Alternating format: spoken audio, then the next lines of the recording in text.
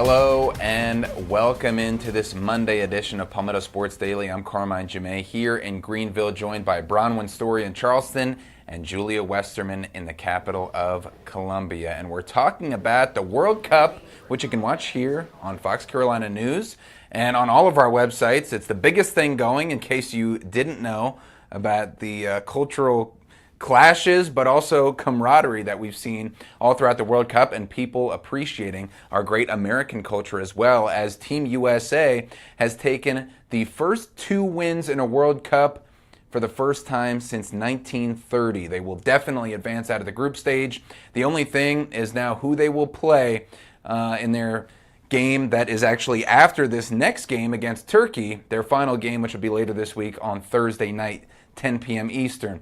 But we're also talking about an interesting situation for an American who has Ghana and England ties, and that is Ivan Ajakwa. He's a midfielder for the pro soccer team here in Greenville, the Greenville Triumph. We talked about their new stadium opening over at GE Vernova Park, $30 million over in Malden at Bridgeway Station, and it's really given the Triumph a great lift for their season in the USL, which is just one rung under the MLS, but still a pro soccer team. The conflict, though, for Ivan, he has ties to both Ghana and England, and those two play each other in a group stage match at 4 o'clock tomorrow in Boston. So myself and our Telemundo reporter Enrique Salinas sat down with Ivan to try and get inside the mind of someone who's torn in the World Cup.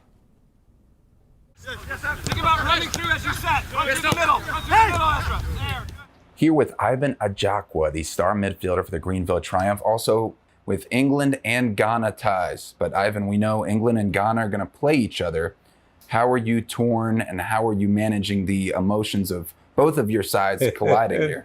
I'm not managing it, to be honest. It's a tough one because my heart's so close with Ghana, but I grew up in England and I know England are the better team. Mm-hmm. So I kind of want the underdog story, if I'm being 100% honest. I'd love to see Ghana win that game and England win the rest of the other games, and England top the group and Ghana gets second place. So it's a big one. I have family in London, in England. I have family in Ghana.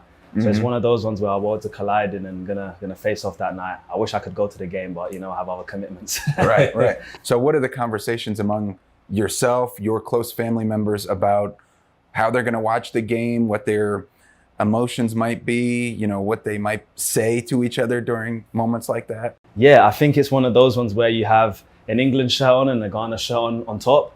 And then if England score, you take it off. And then you're an Englishman, So, but the conversations have been very just intense, tension, see how it goes. You know how big a World Cup is, stages. And for Ghana to even qualify is a massive deal over there. And the fact that we're going, obviously England, it's a mandatory thing for them to go. But the conversations have kind of been just tension and seeing what happens. But honestly, wanting both teams to qualify out of the group. You are in a very tough situation right now. England and Ghana. England is so hungry to win this World Cup because you know what? They have gotten closer and closer. But came in, in Spanish people would call it the destroyer. What was your reaction when you found out that England was going to be facing Ghana? The first thing I did, if I'm being honest, is I checked our schedule and I checked when the game was to see if I could go to the game. Because that was the biggest thing for me. Could I be there in person to see the game? But my response was one of those where, how am I going to get through this 90 minutes? Who am I going to be supporting? Do I celebrate when someone scores? Do I just watch as a neutral? Yeah. And honestly, give me some advice, guys. I don't know what to do. What would you recommend? USA. You'll have to change your fandom. Oh, completely. no. Yeah. That's the timing. Well done. So I try to give Ivan a cop out there to root for Team USA, which would be a great team to root for, obviously, not just with him going to school here in the upstate. A lot of success as an all-conference player at Furman, continuing with the Greenville Triumph, but then also he doesn't have to upset his family with the Ghana and England conflict. The good news, though, Julia, is that both England and Ghana have one win. So that's good news because they're both in good positions to advance out of the group stage, depending on what happens in this game and with the other two teams in their group. So we really have to also take that into account. Their other group members are Panama and Croatia. So right now, England and Ghana both have one win, and in their only match. So looking to keep that rolling. But what would you do in Ivan's position? And I know you've been in this position rooting for your Alabama Crimson Tide, and then you have the Gamecocks that you cover and of course care for, and some conflicts that roll into that as well. So you have some experience with this. I'm not going to compare my lived experience though, because I never in my life have I experienced what it's like to just be so about a soccer team because of my nationality, because of my heritage and things like that. And I respect that so much from people from other countries. And as I've been seeing this happen more and more as we get through this World Cup, it's so cool to see people's fandom and just how hard they root for these teams. I think my fandom for other things pales in comparison to the way that these people ride or die for these teams. But truthfully, I don't know what he should do in this situation, because he does have both of those nationalities and that heritage from both. He's got family in both. I do like the underdog aspect of it all, because I think if Ghana could beat England, I think that would be very, very cool and great for that entire country, given how good England has been in, history. So I think maybe I'd tell him to go Ghana, but again, I have zero leg to stand on when it comes to this, Bronwyn. Yeah, between a rock and a hard place. And I love how he was talking about how everybody is just so into it. You guys have both talked about it. They've compared it to how with this World Cup and everybody coming to the United States, it's kind of like how you don't see your cousins that often, but you see them on a vacation because your parents never get you guys together, and you're like, this is the best. So I think it's really interesting. I don't know, picking between. You got roots in both places. I think actually Carmine gave a good cop out. I think my poll there would be, I'm just going to cop out and root for the U.S. or just pick a random other team so you don't have to upset anybody on either side. Now the real question is, are we going to get to play England on July 4th? That's a real possibility. The U.S. playing England on 250th anniversary. That would be poetic. Yes, it definitely would be, and we'll just have to wait to see how everything else shakes out with the different group performances. We talked about that on Thursday, Julie. Everybody was amped up for the implications of us declaring our independence one last time and throwing some more tea for the Boston Tea Party, to really just rub it in there one last time. But as far as the Ghana and England, involving England there too. I think maybe a Mama Kelce situation where you have one half for Travis Kelce with the Kansas City Chiefs, one half for Jason Kelce with the Philadelphia Eagles, meeting in the Super Bowl. And Arrowhead Stadium is a host, but this game will be in Boston. But for Ivan Ajaqua, I think he's a winner either way, because both of his teams have one win and hopefully will both advance despite the result. Probably just hoping for a close game, because either way, it could be really detrimental if you lose by a lot of goals, and you don't want that as far as tiebreakers. He could root for a draw. Good point, because in the group stage, I don't see anything wrong with that, because then technically they both win. Won. Not really, but you could win. They win 1 point. So they still move forward. Get some points. Ivan would feel good about himself. Okay, I think we've settled on it. We would like a draw in England, Ghana. We would like a draw. Great point. Well, we'll be right back with a bunch of other sports right after this short break.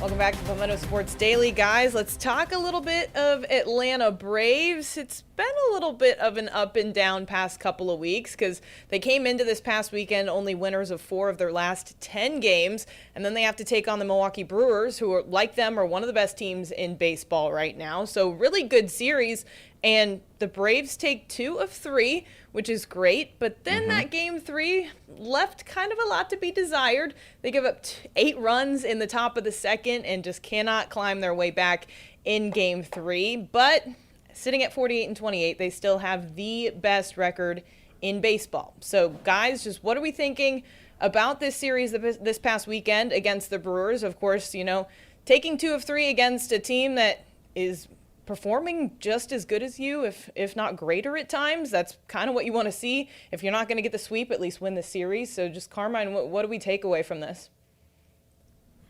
I think it's a great step in the right direction. I mean, of course, the season up until this point, maybe before the last 3 weeks, was continuing to be the best in the majors, but only 4 teams have 45 wins or more, and the Braves just got a series win over one of them.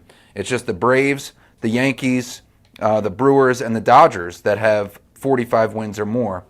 And so that's a great vote of confidence, but yeah, to give up 8 runs in 1 inning and lose 9-4. Not great momentum, but a good way to build momentum is to start another series against the San Diego Padres, although they're pretty good too. They have a winning record, second place in their division. They're 39-37, so it won't be an easy one, but Brownwood, it'll be a good way for them to continue rolling that momentum back into the peak form that they were.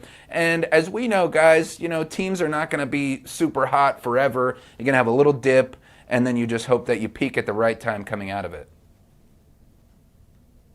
Yeah, look, I think everybody's entitled to a bad game or a couple of bad days. Nobody's going to be perfect forever, except somehow the Alabama Crimson Tide tying it back to Julia for football for like a jillion years. But most of the time, you're not going to have a team that is perfect not doing so hot in right now, every but part thanks for of reminding me. the game. Every part of the game. So I think it's a great way for Atlanta to, and I think also too, maybe I'm like getting all over myself here, but I think it's always good. Sometimes it's good to lose. It's good to kind of be humbled and see, okay, maybe we're not as good in this one area as we thought. It leaves a lot of room for growth, especially 8 runs in the second inning. That's a lot. That's a lot. That's a place I would say that they could definitely improve on some defense and things like that. But I think it's a great way for them to continue to get hopefully over this hump and not hit anymore as they face San Diego, Julia. Yeah, I think that's certainly a game that Bryce Elder wants to forget. And like you said, he can take a lot away from that game and move forward. Well, moving forward to the Men's College World Series, we get a treat. You always want a series in the playoffs, in any postseason, to go to the final game. And we get a winner-take-all Game 3 between North Carolina, the 5 seed, and then Oklahoma, who has just had an incredible run in this postseason tournament so far. I mean, unbelievable. And, going back to the Super Regional when they just kind of rolled through Kansas, who looked like they were going to be one of the teams to beat for a minute there, and then just getting to Omaha and really just putting on a show. Of course, they take Game 1. North Carolina responds to take Game 2, and now we're setting up for Game 3, Monday night, 7 p.m. So we'll discuss those results on tomorrow's edition of Palmetto Sports Daily. But guys, when it comes down to a Game 3 and looking at how strong both of these teams have been, just what are you expecting from tonight's game between these two programs, Carmine? Well, you guys should know it's a big game in my household. My girlfriend is a graduate of Oklahoma. She's a very proud Boomer Sooner fan. So we've been dialed in. We've been dialed into the freshman pitchers of Oklahoma. We've been dialed in ever since Taki hit that home run to advance Oklahoma with his mom in the stands past the nearly unbeatable Georgia Tech team that had so many all-conference players. I believe 3 first-team all-ACC players in a row in their lineup. So this team is just on a mercurial run, led by a couple pitchers with the last name Mercurius, and that's their freshman pitching duo that they have. Although Xander did not pitch very well yesterday and gave up several runs in that 6-2 loss. So I think, Oklahoma's unseeded. They didn't even host their regional, let alone a super regional. So you see there's no number next to their name, and then North Carolina on the other side, they're 5th. So I think it's a battle of a team that's really hot at the right time in Oklahoma versus a team that has just been amazing all year in North Carolina. They've just been, one of the best teams in the country all year. 54 wins and 13 losses and 1 tie, it looks like. So, if they win this game, which I hope they don't for the sake of the Sooners and my household, they would have 55 wins on the season and a national championship. Meanwhile, you look at Oklahoma, 42 wins, and about 10 of them came in the postseason. So, they weren't having the best year, but they're hot at the right time. So I think it's a great story. With, you mentioned the underdog nature, Julia, as well. Possibly, for Ivan, maybe rooting for Ghana in the World Cup, but Oklahoma, the underdog here, and North Carolina's been playing great all year. So can't wait to see who wins out here. Listen, I have to pull for North Carolina to win. Here's why. Oklahoma defeated my beloved Citadel in the Atlanta Regional. One note, okay? You'll remember it was Oklahoma who beat Citadel, but I was there for both games. They actually held their own. Citadel held their own with Oklahoma. Cit scored first in the first game, stayed that way. It was actually up 3-1 in the fourth. It really stayed competitive until about the seventh inning. They end up losing that first game, 8-3. They fight for their lives in the UIC game. That goes to 10 innings, and then Oklahoma defeats them pretty handedly in the last game. But I think, like you guys said, it's definitely an underdog in Oklahoma, and I usually love an underdog story, but just for the sake of the Citadel, my Bulldogs, I really feel I have to pull for another team in blue in UNC. I'm excited for it. It's going to be, I love when it comes down to a winner take all. I'm personally rooting for chaos. I would like to see everything that could possibly happen in this game happen. All right, we're going to take another break. We'll be right back.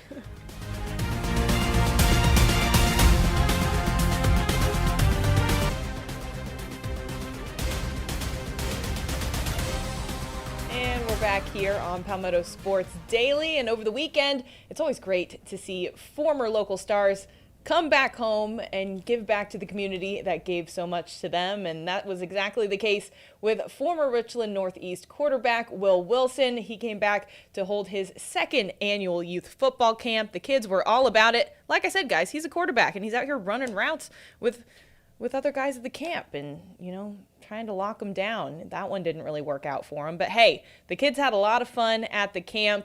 It was a really great time for him to just spend the time with the community that he truly misses a lot. But now he is a quarterback at NC State. He's heading into his second year with the Wolfpack, and he actually got to get into several games last season. He appeared in 11 games, and he was primarily used in red zone situations. So they'd put him in to get that ball in the end zone. He had, 11 carries, 43 carries for 146 yards and 10 touchdowns in 11 games in 2025. So got that run game going. I know he wants to get in there and start getting the passing game going as well. So I had a chance to catch up with him and see what he's looking forward to as he enters year 2.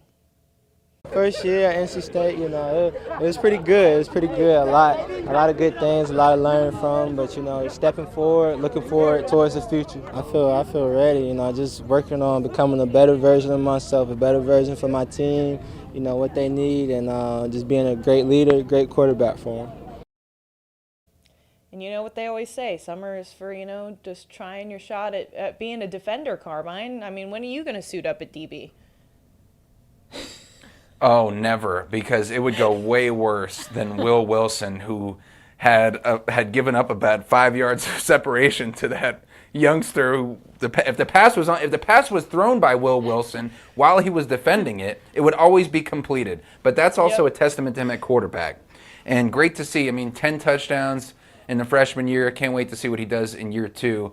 Another team that is retooling, Clemson men's basketball. They have a bunch of new players, and we'll pull up the video here. They have 4 new assistant coaches. I've never heard of this much turnaround, and it's never been done in Brad Brownell's career.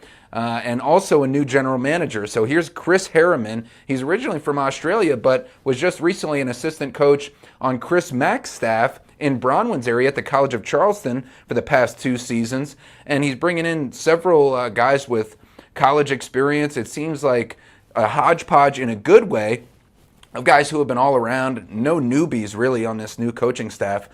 Coach Warner is coming in from with Furman experience, Chad Warner. So he's familiar with the upstate South Carolina recruiting. And you also have coming in Chris Hollander, Andre Morgan on the assistant coaching side, and Tyler Murray is the new general manager. So this team is, you see a lot of rebuilding with the players, but you don't often see this level with the assistant coaches. 7 new players on this year's team. But here's what head coach Brad Brownell said can be brought to the team with the new players and new coaches. The one positive, I think, and I've talked about it, is new people bring great energy. They're excited. They want to do well. They're eager. There's tremendous enthusiasm both from staff and players in the program. We have a lot of high-energy staff, I think. These guys are, they bring great juice to practice, great energy to the office. It's actually been great. All the staff we're up in the 1934 room at the top of IPTAY, and so it's just one big conference room, and we're all together. I've got an office, but everybody else is together, and so it's been really good for those guys to get to know each other. They're all spending time here together. So not planned for everybody as far as the assistant coaches to be together, but using that as a positive for bonding while the renovations continue to the offices in Littlejohn. We'll be right back with who we're looking for as far as new players to the Charlotte Hornets in the NBA draft right after this.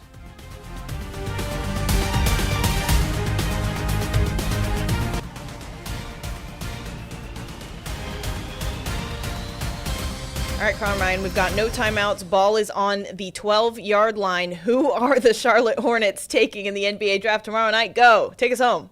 Oh, boy, I got to harness my Will Wilson red zone offense. But the Hornets have the 14th and the 18th picks in the first round of the NBA draft. No second-round picks, so they have to hit on these, which they've done an incredible job in recent drafts. They also exceeded expectations last year by making the play-in game and have been very successful leading the NBA in three-pointers made. I want to see them go with a center who can stretch the floor and also increase on the defensive end, because we can't have a track meet all the time. We have to execute on defense as well. But that's it. Hopefully I executed there in 45 seconds, and I'll see you right back here tomorrow. Ball game.